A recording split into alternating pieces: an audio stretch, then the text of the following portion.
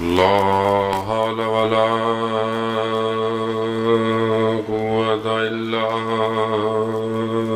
بالله العلي العظيم. حسبنا الله ونعم الوكيل، نعم المولى ونعم النصير. أعوذ بالله من الشيطان الرجيم، بسم الله الرحمن الرحيم.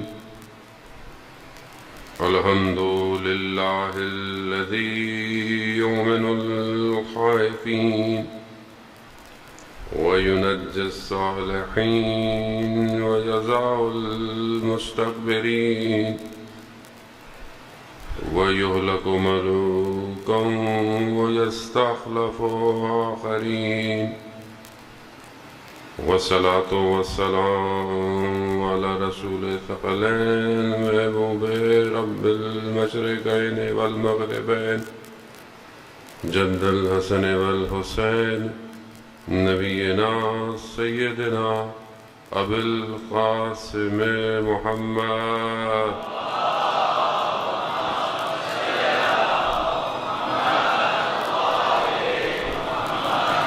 وعلى آله الطيبين الطاهرين المعصومين، لا سيما بقية الله في الأرضين. روحي وأرواحنا لتراب مقدم الفداء، ولعنة الله على أعدائهم أجمعين. بسم الله الرحمن الرحيم. رب اشرح لي صدري ويسر لي أمري واحلل عقدة من لساني يفقهوا قولي. أما بعد، فقد قال الله تبارك وتعالى في كتاب الحكيم والقرآن المجيد: وما خلقت الجن والإنس إلا ليعبدون. صلوات بھیج دے محمد.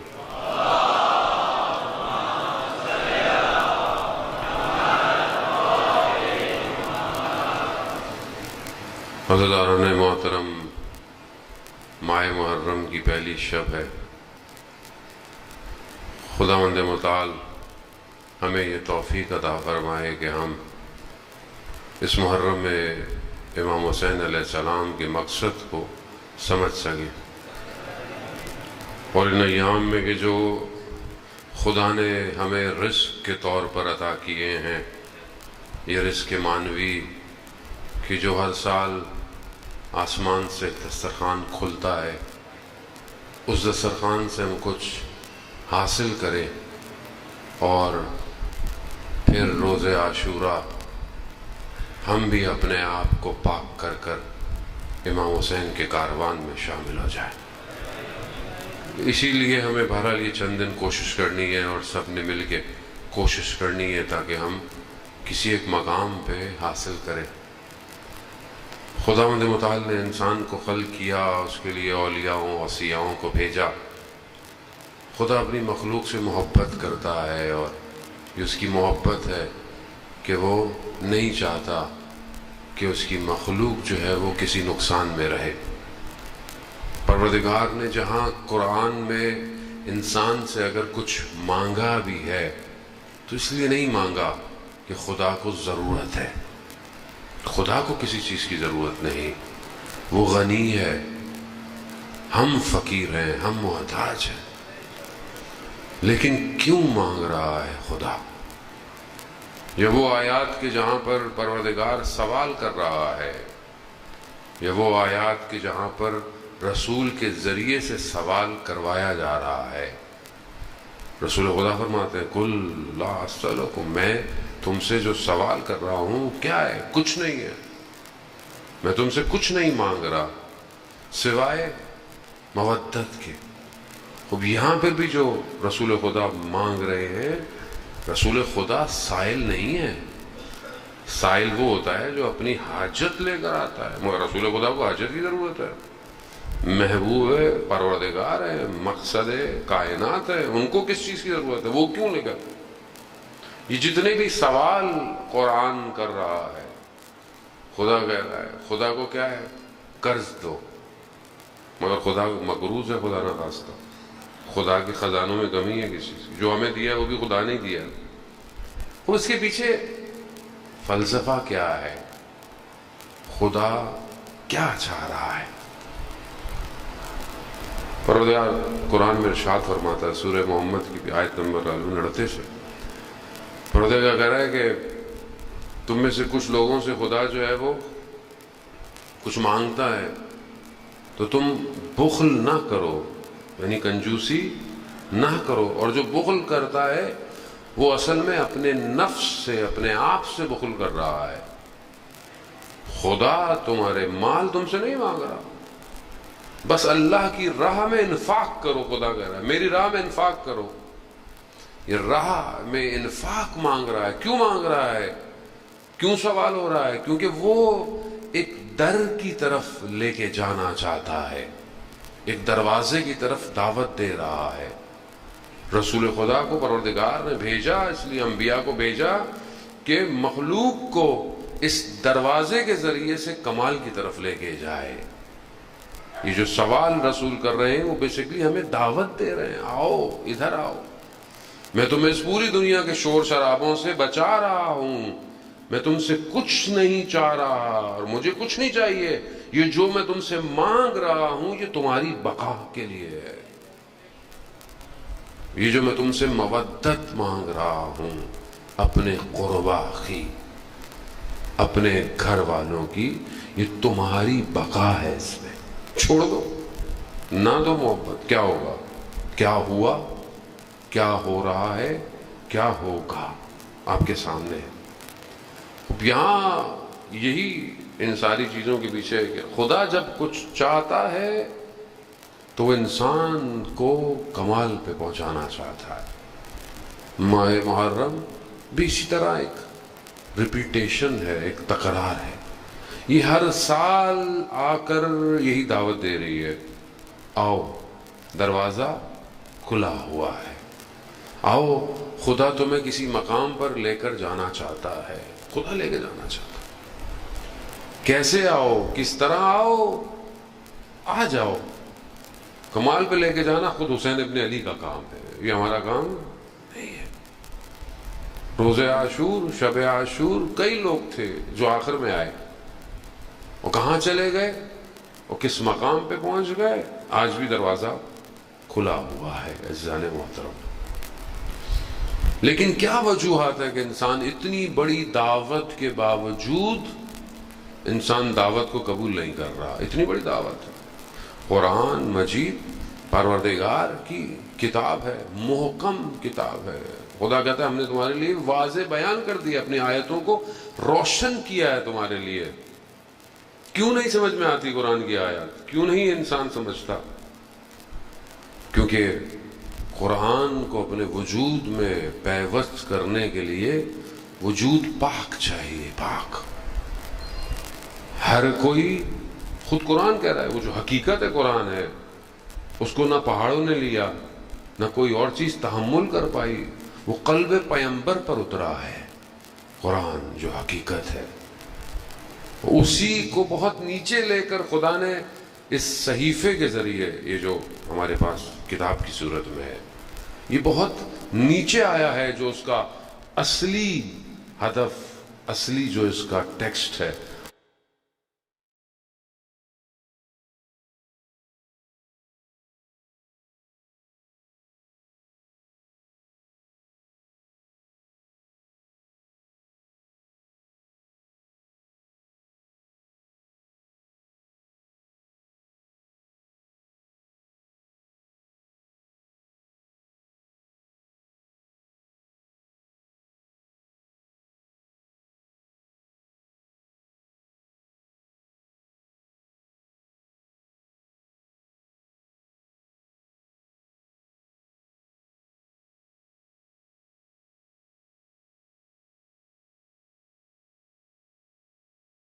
دونوں میں دونوں برابر نہیں ہیں۔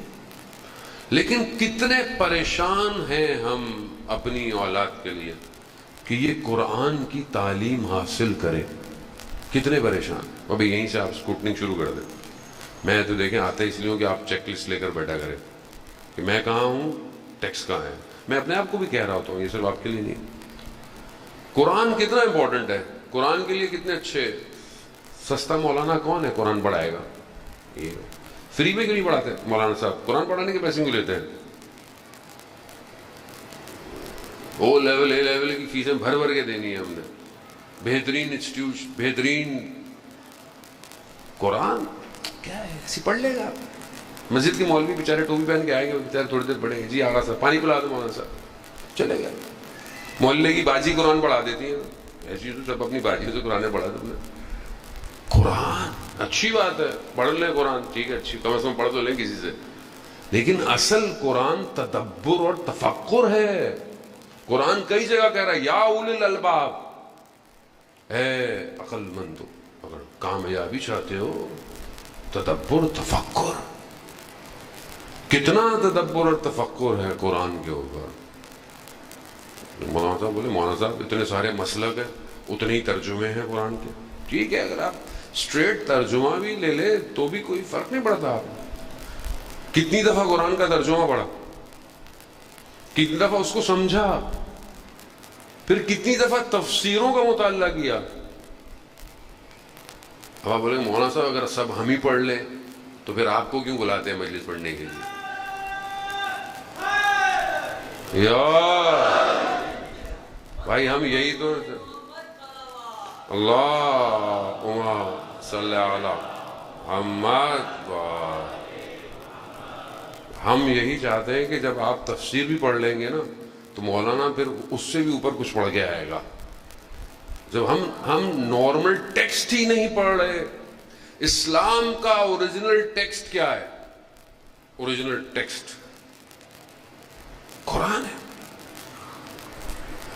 قرآن ہی جب ہمارے وجود میں نہیں، ہم قرآن پڑھتے ہیں جب مرحومین، قرآن خوانی میں کوئی بھی نہیں آتا، ویسے بھی لوگ بعد میں آتے ہیں، کھانا کب ہوگا مجلس کے بعد اس میں پہنچی. قرآن خوانی بیچارے کچھ لوگ گھر والے بیٹھے ہوتے، قرآن خوانی ایسی ہوتی، وہ بھی ثواب کے لیے، جو آتا بھی ثواب کے لیے، قرآن ثواب کے لیے. بیٹی کی شادی ہوئی، قرآن دے دو ساتھ، مخمل کے کپڑے میں لپیٹ کے دے دو. اتنا لپیٹو کہ کبھی زندگی میں کھولے ہی نہیں. عید کے ٹائم پہ پر ڈسٹ ہٹے گی. باقی قرآن کہاں ہے؟ سفر پہ جا رہے ہو، اگر آپ کے گھر میں اچھا رواج ہے تو آپ کے گھر کے سر کے اوپر قرآن رکھ لیتے ہیں، چلو قرآن سے اگر اچھے ہیں، ورنہ تو جاؤ جلدی. کدھر ہے قرآن؟ کہاں ہے؟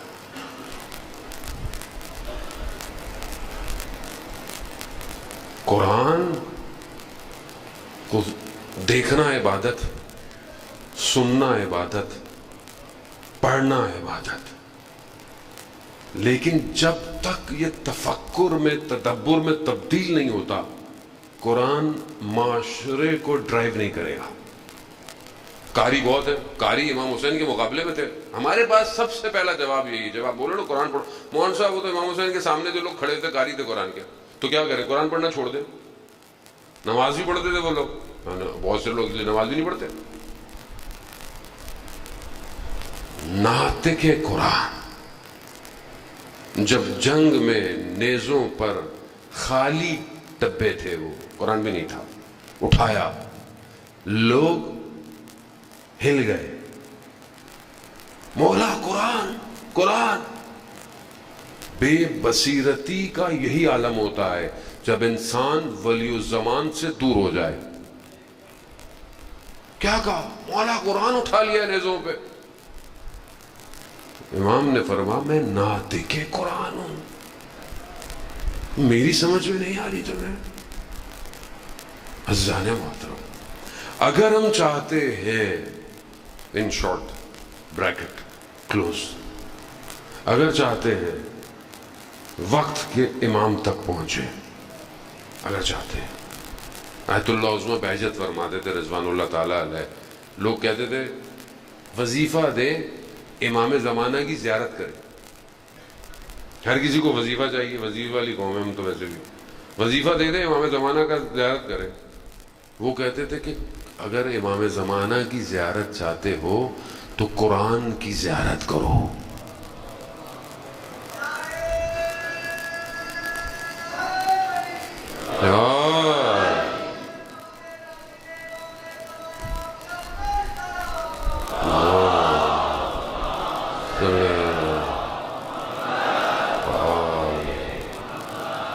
کیوں؟ کیونکہ وہ جو امام ہے وہی قرآن ہے، اور جو قرآن ہے وہی امام ہے۔ خلیفہ وقت نے ابن عباس سے بولا کہ تم ہر وقت مولا علی کی تعریفیں کرتے ہو۔ اس نے بولا میں تو قرآن کی آیتوں کی تلاوت کرتا ہوں، اور میں قرآن کی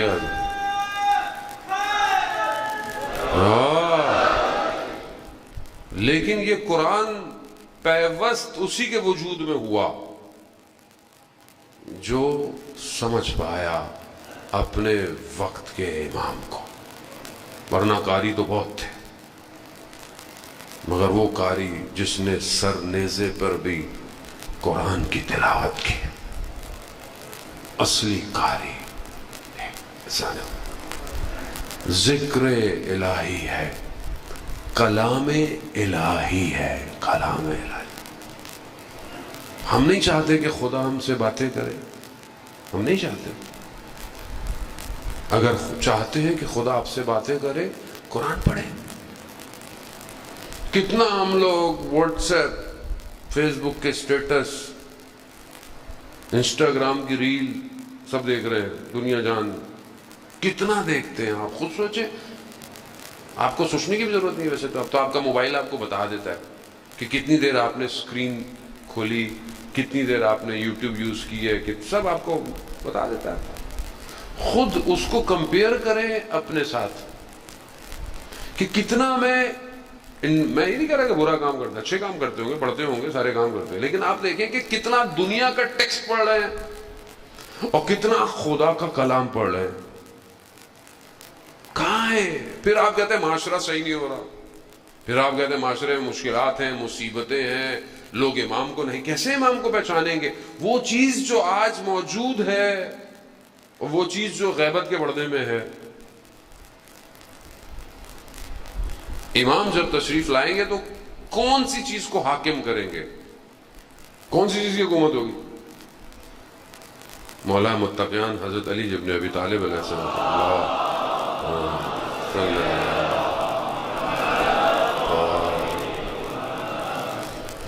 امام نہج البلاغہ میں جہاں اپنے اصحاب کو یاد کرتے ہیں، امام نے اظہار شکوہ بھی کیا، گلہ بھی کیا ہے ان لوگوں سے جنہوں نے امام کو پہچانا نہیں ہے اور امام کو چھوڑ دیا دور۔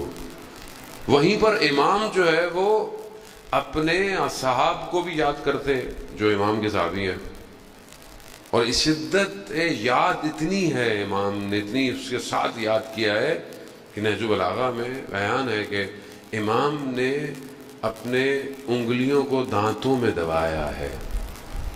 کہاں ہیں وہ جو ایسے تھے؟ پھر امام نے نام لیا ہے بعض، اینا عمار، عمار کہاں ہے؟ پھر امام نے ان کی خصوصیات بتائی ہیں۔ ہم چاہتے ہیں کہ ہم ان جیسے تو نہیں ہو سکتے ظاہر ہے، لیکن اس کی صف میں تو شامل ہو سکتے ہیں۔ وہاں امام نے ایک صفت یہ بتائی ہے کہ یہ وہ ہے جو قرآن کی تلاوت کرتے تھے اور اس پر عمل کرتے تھے۔ تلاوت اور عمل۔ اب تلاوت کیا ہے؟ مثال کے طور پر بہت ساری قرآن کی آیت ہے۔ قرآن کی ایک آیت ہے کہ پروردگار ارشاد فرما رہا ہے کہ الا بذکر اللہ تطمئن القلوب، آگاہ ہو جاؤ، اللہ کا ذکر دلوں کو اطمینان دیتا ہے۔ اب یہ پڑھیں اور اس پر عمل کیسے کریں؟ کیا جب ہم زندگی میں پریشان مشکل ہوتے ہیں اللہ کا ذکر اطمینان دیتا ہے؟ ان اللہ مع الصابرین، بے شک اللہ صبر کرنے والوں کے ساتھ ہے۔ لیکن کیا زندگی میں صبر کرتا ہوں؟ ان مع العسر یسرا، بے شک ہر مشکل کے بعد آسانی ہے۔ خوب یہ الم یعلم بان اللہ یرا، مگر تم نہیں جانتے کہ خدا تمہیں دیکھ رہا ہے۔ وہ قرآن کی آیت ہے۔ تو کیا پریکٹیکلی یہ میرے ذہن میں ہے کہ خدا مجھے دیکھ رہا ہے؟ خدا دیکھ رہا ہے۔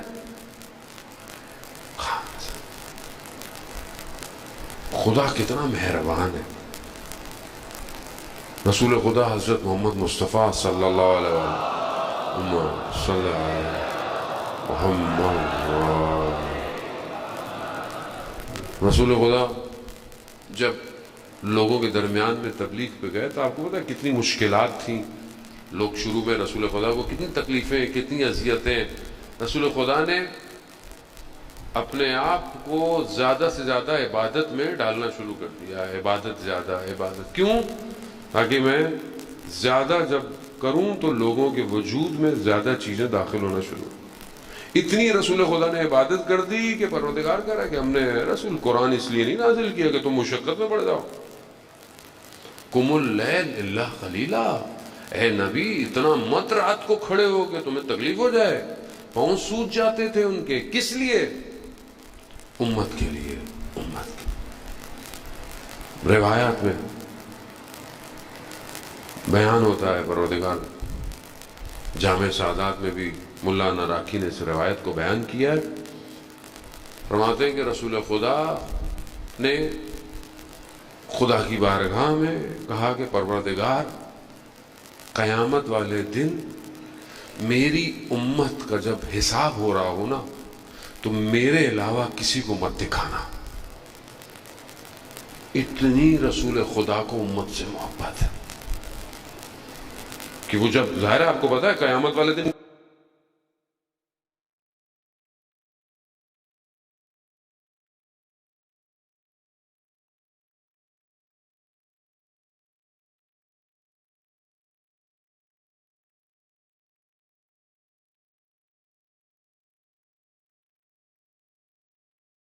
پوچھا کہ برل وہ فرشتے ملائکہ آئے اور انہوں نے بولا کہ لکھو. انہوں نے کہاں سے لکھوں؟ قلم تو نہیں ہے. کہا تمہاری انگلی تمہارا قلم بن جائے گی. قلم لکھو. کہا دوات کہاں سے لو؟ مرکب. کہا زبان لگاؤ. لکھنا شروع کیا. اچھا برا جو رک نہیں پایا قلم، آپ کا قلم خود لکھے گا تم نے زندگی میں کیا کیا. اچھا کیا خود لکھے گا، اصل آپ کے اختیار میں نہیں ہے. کہا لکھے گا. اس کے بعد 2 ٹکڑے گردن میں ٹانگ دیا. کہا ایسا لگ رہا تھا جیسے دنیا کے پہاڑ میری گردن میں لٹک گئے. کہاں فرار کرے گا؟ کہاں جائے گا اس دن آدمی؟ اس دن کے لیے رسول خدا فرما رہے ہیں جہاں سب چیز عیاں ہوگی، ہر چیز کھلی بھی ہوگی، کوئی چیز پوشیدہ نہیں ہوگی. یہاں میں اچھے کپڑے پہن لوں، خوشبو لگا لوں، آپ کو پتہ نہیں ہے میں اندر سے کیسا ہوں، آپ کو کیا پتا. لیکن اس دن سب عیاں ہوگا، سب کھلا ہوگا، کچھ چھپ نہیں پائے گا. اس دن کے لیے رسول خدا نے فرمایا پروردگار میری امت کا جب حساب کرنا صرف مجھے دکھانا. بس یعنی رسول چاہتے ہی نہیں کہ دوسری امتیں دیکھیں کہ میری امت کیا عمل کرتی تھی. اللہم صلی محمد. ادھر سے پروردگار نے اپنے محبوب سے کہا میرے محبوب میں تم سے زیادہ اپنی مخلوق کے لیے مہربان ہوں. یقیناً رسول خدا مہربان ہے. میں تم سے زیادہ اپنی مخلوق پر مہربان ہوں. میں جب ان کا حساب کروں گا تو میں آپ کو بھی نہیں دکھاؤں گا. خدا کہاں ہے؟ اس خدا سے بات کرنے کا دل نہیں چاہتا آپ کا؟ نہیں چاہتا. میں اپنے آپ سے کہہ رہا ہوں ظالم کتنا ہم لوگ باتیں کرتے ہیں ایک دوسرے سے، کتنا ہم لوگوں سے باتیں کرتے ہیں، کتنا ہم نامحرم سے باتیں کرتے ہیں. یہ سوشل میڈیا برباد کر دیا اس نے. اور وہ خالق بندے کا انتظار کرتا ہے یہ کب مجھ سے باتیں کرے گا. بات کرے انسان، خدا کی طرف پڑھے. عزیزان محترم وہ پروردگار نے اس دن جب سب عیاں ہوگی، روایت ہے رسول خدا حضرت محمد مصطفیٰ صلی اللہ علیہ وآلہ وسلم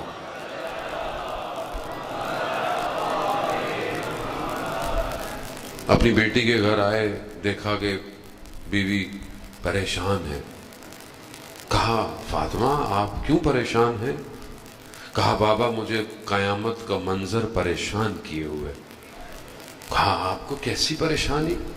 کہا بابا اس دن ساری چیزیں ظاہر ہوں گی، ساری چیزیں عیاں ہوں گی. ایسے میں حضرت جبرائیل کہتے ہیں نازل، رسول خدا کی خدمت میں سلام کیا. کہا ہمارا خدا نے سیدہ کو سلام بھیجوایا ہے اور ان سے کہیں کہ پریشان نہ ہوں، ہم ان کے چاہنے والے کو قیامت والے دن نور میں رکھیں گے، نور میں رکھیں. لیکن ہو ان کو ماننے والا، ماننے والا. کہنا آسان ہے، ماننا مشکل. زبان سے کہیں ہم مانتے ہیں، عمل مخالف. جھوٹ کیسے کرے گا؟ جانا محترم بس یہی ہے. ولی الزمان، جو لوگ پہچان گئے وہ قربان ہو گئے، جو نہیں پہچانے وہ گھومتے رہے.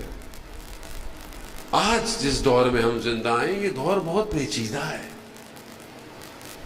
اب جنگ جو ہے وہ ایک جنگ نہیں ہے کہ مطلب دشمن آئے اور آپ کے شہر پہ، ملک پہ حملہ کر دے. اب جنگ جو ہے وہ مرکب ہے، یعنی بہت ساری جہت سے جنگ لڑی جا رہی ہے. یعنی ساری ٹیکنیک، ساری اسٹریٹجیز کام ایک ہی ساتھ. پہلے جنگ لڑتی تھی، ملک آیا ادھر مارا ادھر مارا، ادھر ورلڈ وار 1 ورلڈ وار 2 ایسی ہوئی، قوم آئی ٹھک ٹھک مارا. اب ایسا نہیں ہے. اب ایک ہی ٹائم پر ساری چیزیں استعمال ہوتی ہیں. یعنی سامنے سے بھی مار رہے ہیں. یوکرین کی وار ان کے سامنے، صرف وار نہیں ہے، پروپوگنڈا وار بھی ہے، میڈیا وار بھی ہے، سائبر وار بھی ہے، ڈیٹا وار بھی ہے، انٹیلیجنس. ساری جنگ ایک ساتھ جڑی ہوئی ہے. یعنی جب یوکرین پہ حملہ ہوا تو کیا دکھایا اس نے؟ رشیا ظلم کر رہا ہے، رشیا نے یہ کر دیا، رشیا نے وہ کر دیا. ادھر جو یمن میں اتنے عرصے تم مارتے رہو، یہ نہیں دکھایا تم نے کبھی، یہ جنگ نہیں دکھائی کہ یہاں ظلم ہو رہا ہے، وہاں کیوں دکھا رہے ہو؟ خود کیونکہ میڈیا وار ہے، ساری اسٹریٹجیز ہاتھ میں ان کے. جنگ کو اس طرح دکھایا. اب ایک تو مسئلہ یہ ہے کہ یہ ہمارے ٹی وی چینلوں میں بھی لائیو جا رہا ہے. کل سے میں مجلس پڑھنا بند ہو جائے گا میرے اوپر. صلوات بھیج دے محمد والے محمد.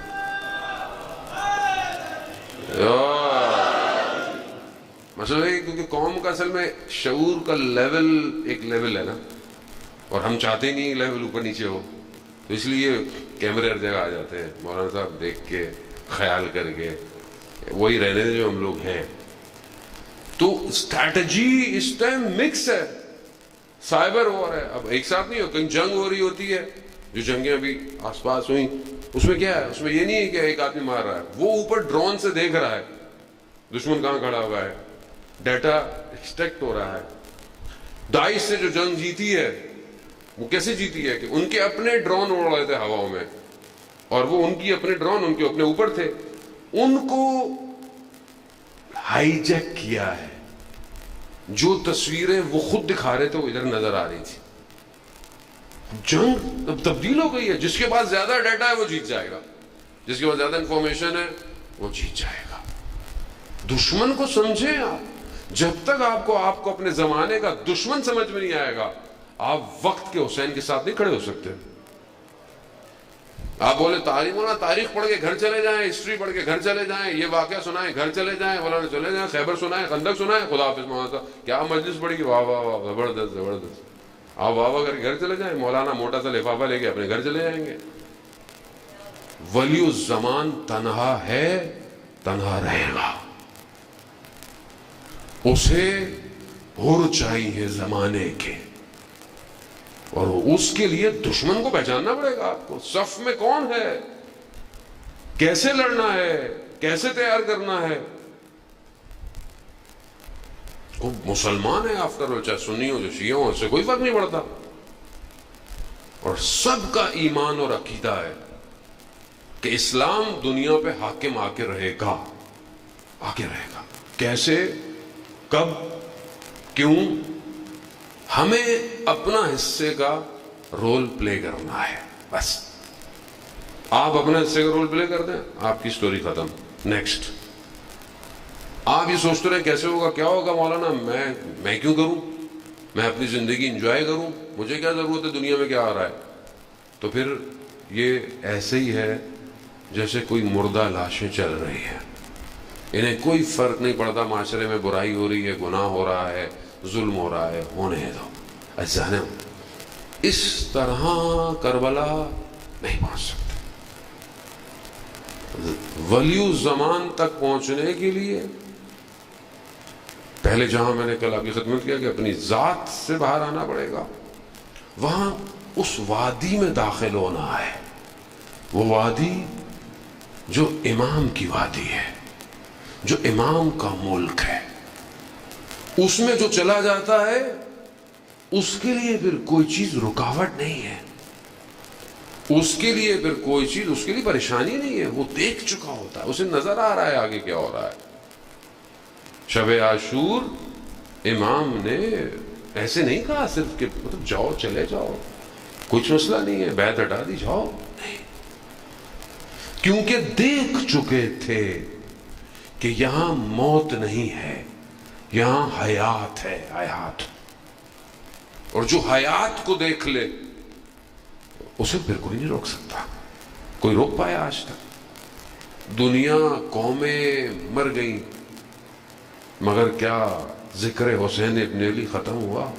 نہیں ہوا، کبھی بھی نہیں ہو سکتا. آج پوری دنیا، آپ کو کوئی پیسے دیتا ہے مجلس میں، گھر میں کوئی پیسے دیتا ہے، گھر گھر جگہ جگہ، نہ دنیا کی کوئی ایک حکومت مجلسیں کرا سکتی ہے. خود امام حسین، خود امام حسین. کیوں؟ کیونکہ جتنی وہ ہستیاں تھیں کہ جو خود اس قابل ہیں کہ کمال اور انسان کامل ہے، انہوں نے بھی حسین کو یاد کیا ہے. سب نے. خود ساتویں امام مریض ہیں، پیسے دے کر شخص کو بھیجا، جاؤ کربلا جاؤ، امام کے قبے کے نیچے کھڑے ہو کر میرے لیے دعا کرو. امام ہے، خود ائمہ علیہ السلام نے. پانچویں امام نے وصیت کی کہ میرے پیسوں سے 10 سال تک مینا کے مقام پر عزاداری کرو. کیوں؟ کیونکہ امام حسین علیہ السلام، ابھی ابن کعب راوی رسول کے ساتھ بیٹھا ہوا ہے، جیسی دیکھا ایک بچہ آیا، رسول خدا کو سلام کیا، رسول خدا نے اسے سلام کا جواب کیا. پھر رسول خدا نے فرمایا اے زینت و زمین اور آسماں. راوی کہتا ہے یا رسول اللہ، مگر آپ سے بڑھ کر بھی دنیا کی کوئی زینت ہے؟ آپ خلقت خدا کا ہدف ہے، آپ کے چکر میں دنیا خلق ہوئی، آپ مقصد ہے، دنیا ہے، آپ کے علاوہ بھی کوئی زینت ہے؟ اور آپ اس بچے کو کیا کہہ رہے ہیں؟ کون بچہ؟ حسین ابن علی. رسول خدا فرماتے ہیں کہ حسین کی منزلت زمین سے زیادہ عرش پر ہے. عرش ہر نبی نے حسین ابن علی پر گریہ کیا ہے، ہر نبی جو گزرا ہے کربلا سے، حضرت آدم سے لے کر خاتم تک حسین ابن علی پر گریہ ہے. وجہ کیا ہے؟ وجہ یہ کہ حسین، امام حسین کی کشتی نجات کی سب سے تیز ہے، رحمت واسع ہے. آپ کے سامنے ہے، ایک خلیفہ کے دور ہے، ہم 10ویں امام کا دور ہے، خلیفہ کے بعد بیٹھے ہیں. آپ کو پتا ہے کہ مختلف، ایک کرسچن مسیح جو مناظرے کرنے آتے تھے، اس نے کہا کہ خاک کربلا جو ہے، مولانا اس کے پاس علم تھا اپنا، اس میں شفا ہے. مگر ایک منافق بیٹھا ہوا تھا، اس نے بولا اگر شفا اس میں ہے تو یہ پھر جو کھائے گا، جو مریض نہیں ہوگا، اس کو مرض بھی ہونا چاہیے. اندر بغض تھا. اس نے جیسے ہی کھایا وہیں پر حالت خراب ہوئی, مر گیا. اس دن وہ کرسچن کہتا ہے کہ فوراً جو ہے اس نے کربلا جانا شروع کر دیا. صرف خاک, کسی اور حرم کی خاک کھانے کی اجازت نہیں ہے, صرف زندہ باد زندہ باد مردہ باد مردہ باد.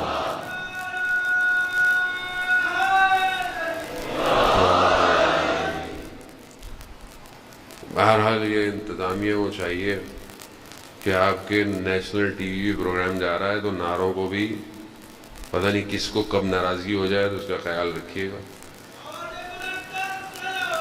اللہم صلی علی محمد. اللہ, ہمیں کوئی گھبراہٹ نہیں, مجلس آپ کی بند ہونی, ہمیں کیا بند ہونا ہے, ہم تو گھر سے نکلے ہی بند ہونے کے لیے ہوتے, ہمیں کوئی نہیں ہے. لیکن بہرحال یہ آپ سب کی ذمہ داری ہے. مجھے کئی لوگوں نے بولا مولانا صاحب لائیو مجلس نہیں کریں اور مشکلات ہوتی ہیں. میں نے کہا نہیں, انشاءاللہ لوگ خود سمجھتے ہیں کہ لوگ دنیا دیکھ رہی ہے, خواہ ہمارے کسی ایک بات کی وجہ سے لوگ محروم نہ رہ جائیں. البتہ ہماری مجلس میں کوئی ایسا چیز ہوتا بھی نہیں ہے, سب کے لیے دروازہ کھلا ہوا ہے, کیونکہ یہ ہمارا دروازہ نہیں ہے, یہ حسین ابن علی کا دروازہ ہے جو سب کو دعوت دیتا ہے ہدایت کے لیے. عزیزان محترم, کوئی اور ہستی ایسی نہیں ہے.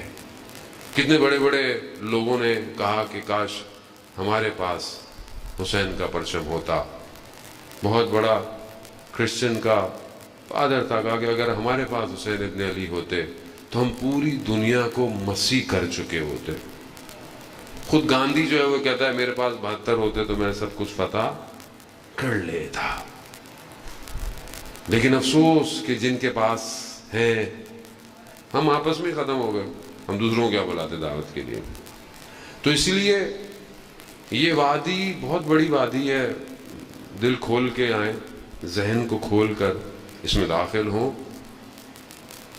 کہیں اور امام لے کے جانا چاہتے ہیں, اس جگہ تھوڑی دیری کے لیے آ جائیں, اور وہ تبھی ممکن ہے جب اصلی ٹیکسٹ, اوریجنل ٹیکسٹ اندر آئے.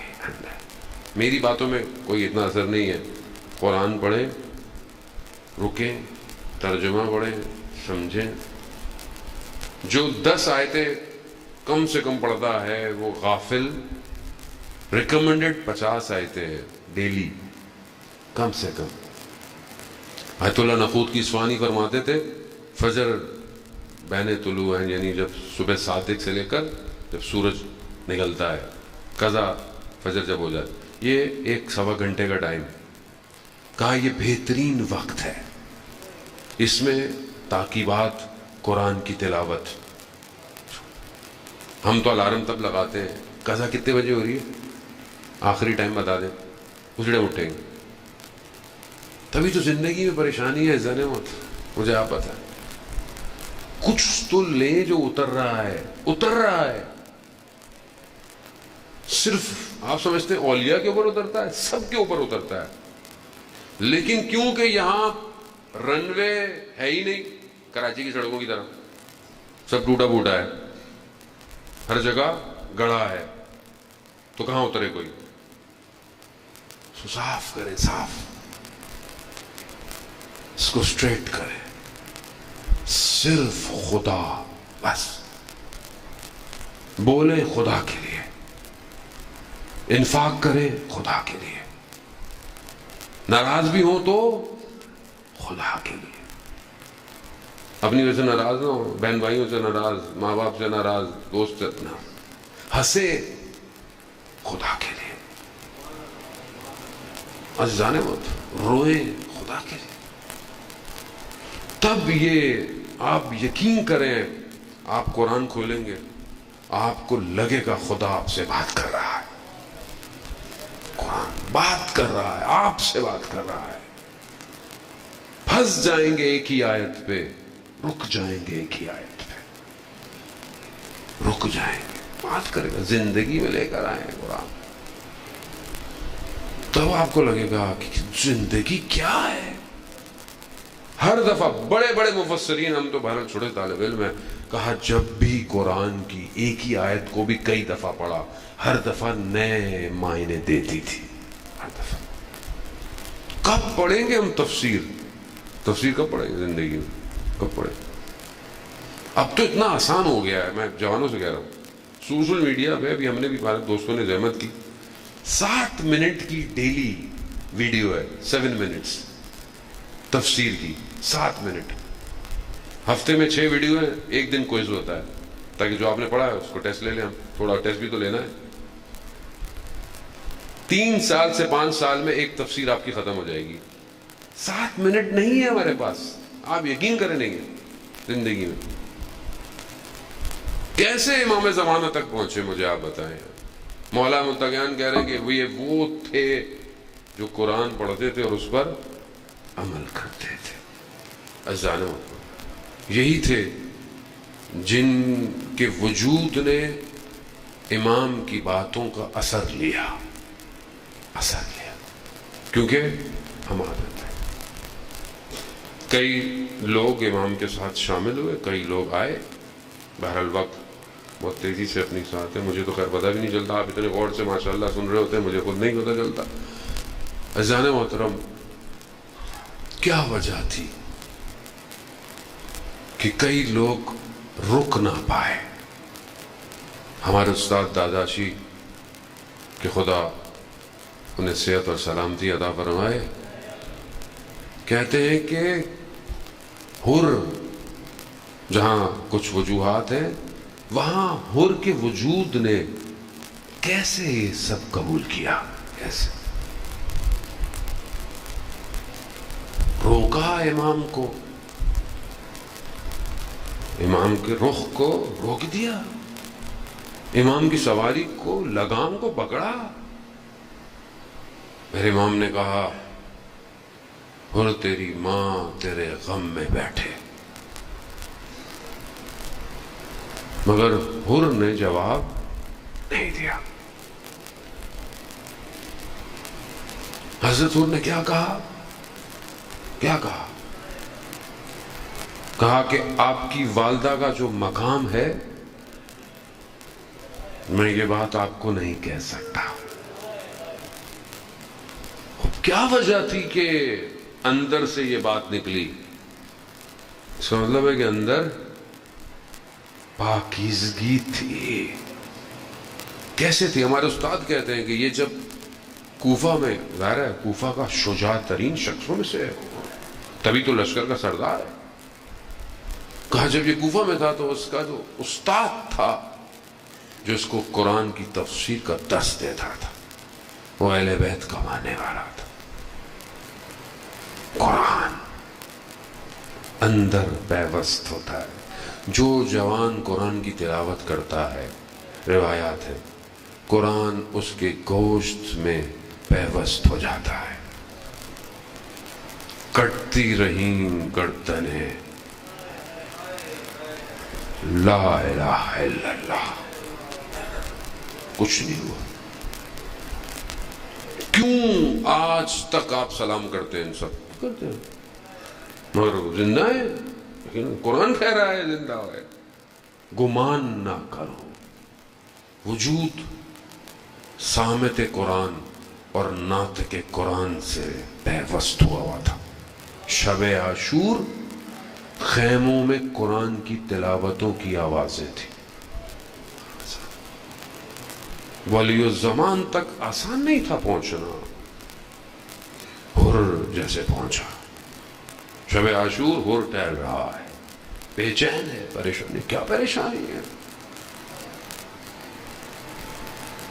شخص نے کہا حر، اگر کوئی مجھ سے پوچھتا کہ کوفہ میں کوئی سب سے شجاع ہے تو میں تمہارا نام لیتا، مگر تم تو پریشان نظر آ رہے ہو۔ کہا قرار یہ نہیں تھا کہ جنگ ہو، قرار نہیں تھا، یہ تو جنگ کی باتیں کر رہے ہیں، بس اضطراب ہے۔ اللہ اکبر۔ آیت اللہ نخودکی سے پوچھا کسی نے کہ قرآن کی آیت میں یہ جو سورہ انا انزلنا میں ہے، یہ لیلۃ القدر کیا ہے؟ وما ادراک ما لیلۃ القدر، تم نہیں جانتے کہ لیلۃ القدر کیا ہے؟ خیر من الف شہر، 1000 مہینوں کی شبوں سے، 1000 مہینوں کی راتوں سے، یعنی ایک رات سالوں کو طے کرا سکتی، ایک رات صرف۔ انہوں نے پوچھا یہ کیسے ہے، کیسے؟ تو کہتے ہیں کربلا، حر۔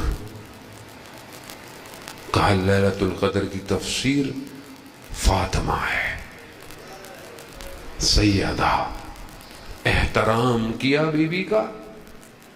حر کو کیا کیا؟ کہاں پہنچا دیا؟ حر علیہ السلام سب سے آخر میں آئے، آخر میں سب سے پہلے گئے۔ اللہ اکبر۔ عزیزان محترم، صبح اپنے آپ کو ہاتھوں میں رسیاں ڈالی، کہتے ہیں آنکھوں میں پٹیاں، اپنے بیٹے کو بھی ساتھ لیا، کہا مجھے امام کی خدمت میں لے چل۔ سواری کو آتے دیکھا، کہتے ہیں حضرت علی اکبر سے امام نے پوچھا کون ہے؟ کہا بابا ہو رہا ہے۔ کہا جاؤ لے کر آؤ۔ امام امام ہے۔ امام نے وہ جملہ ایسے نہیں بولا تھا، اور تیری ماں، امام جانتے تھے کہاں ایک بیج لگانا ہے، ہاتھی ہے۔ اللہ، امام جانتے تھے ہو رہے گا، آؤ لے آؤ، اور کو لے کر آؤ، ہو رہا ہے۔ امام کی خدمت میں امام سے معافی مانگنا اور کوئی امام۔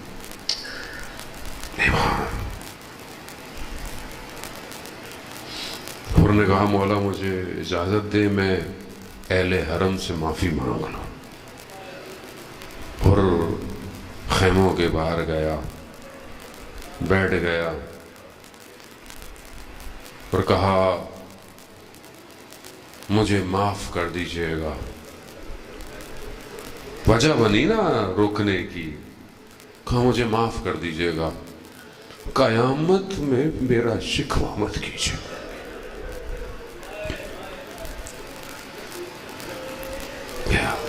حر سے پہلے حر کا بیٹا گرا، شہید ہوا۔ اس سے پہلے کہ حر پہنچتے امام حسین پہنچ گئے۔ کہا حر جوان بیٹے کی لاش پہ باپ نہیں آتا۔ اللہ اکبر۔ بس یہ مصائب کافی ہے۔ حر جوان بیٹے کی لاش پہ باپ نہیں آتا۔ حر کو کیا بتائیں ہم کہ حر تمہارے بیٹے کی بدن پہ تو امام نے تمہیں منع کیا، خود تمہارے بدن، خود حر جب گرا امام پہنچے، عزیزان محترم، خود امام پہنچے ہیں اور حر سے کہا آخری وقت، حر تمہاری ماں نے تمہارا کتنا اچھا نام رکھا ہے، حر آزاد ہو جاؤ، آزاد۔ میں کہوں گا حضرت حر آپ کے بیٹے کے بدن پہ بھی امام حسین ہے۔ کاش آپ کچھ دیر اور ہوتے تو پھر آپ دیکھتے کس طرح حسین علی اکبر کے بدن پہ۔ ہاں عزاداران حسین، بہرحال آپ مصائب آگے ہیں، آپ سنیں گے، شبیں اور ہیں، آپ مصائب سنیں گے۔ بہرحال آج تو پہلی رات ہے، آج چاند محرم نکل آیا ہے، آج کربلا میں یہ چاند نکلا ہوا ہے، آج شورش ہے اور غم ہے، آج ایک ماں مدینہ سے نکل پڑی ہے۔ لیکن کس طرح حسین، بعض مقاتل کہتے ہیں کہ امام حسین سے اپنے بیٹے کے بدن پہ جایا نہیں گیا. عزادارہ نے بہت طرف ہو ایک ایک کر اسی طرح امام کے بہت صحابی گئے، امام سب کے بدن پہ پہنچے ہیں. ہاں مگر وہ کتنا سخت وقت تھا کہ جب خود زہرا کا لال گرا.